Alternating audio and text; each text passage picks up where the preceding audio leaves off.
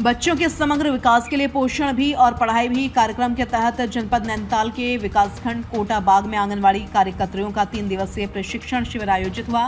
बाल विकास और अजीम प्रेमजी फाउंडेशन के संयुक्त तत्वाधान में आयोजित हुए शिविर में नगरपालिका अध्यक्ष रेखा कत्यूरा ने मुख्य अतिथि के रूप में शिरकत की। उन्होंने कार्यकर्तियों को बच्चों के उज्जवल भविष्य के लिए इस प्रकार के प्रशिक्षण को बेहद महत्वपूर्ण बताया। उन्होंने कहा कि आंगनवाड़ी केंद्र शहरी और ग्रामीण क्षेत्रों में बच्चों के लिए पहली पाठशाला की भूमिका निभाते हैं। बाल विकास विभाग कोटा बाग की सुपरवाइजर प्रेमलता गुंजाल और अजीम प्रेमजी फाउंडेशन की किरण जोशी एवं सपना ने कहा कि बच्चों की शिक्षा केवल पुस्तकों तक सीमित न होकर उनकी मानसिक, शारीरिक और सामाजिक वृद्धि से जुड़ी हो। बच्चों के स्वास्थ्य के लिए पोषण आहार की महत्ता, समय पर टीकाकरण और स्वच्छता की आदतों को भी आवश्यक बताया गया।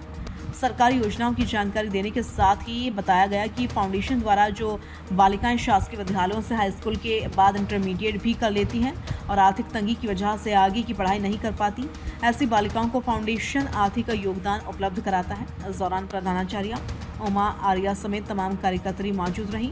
नैनीताल से जाहिद हबीबी की रिपोर्ट।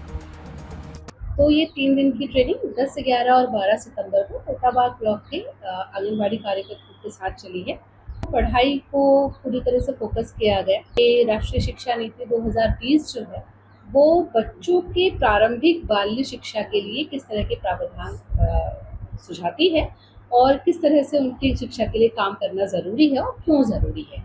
कैसे बच्चों को पढ़ाया जाए, कैसे उनको सिखाया जाए और कैसे बच्चे केंद्र में आने पे खुशी महसूस करें, कैसे उनके हम विकास के सभी आयामों पर हम फोकस करते हुए कुछ गतिविधियों को अपनी योजना में शामिल कर सकें कि कैसे गर्भवती स्त्रियां, 0 से 3 साल के बच्चे और 3 से 6 साल के बच्चों को किस तरह से पोषण पर ध्यान केंद्रित किया जाना चाहिए, उसके लिए बातचीत की है। पढ़ाई और पोषण दोनों को शामिल करते हुए चला है।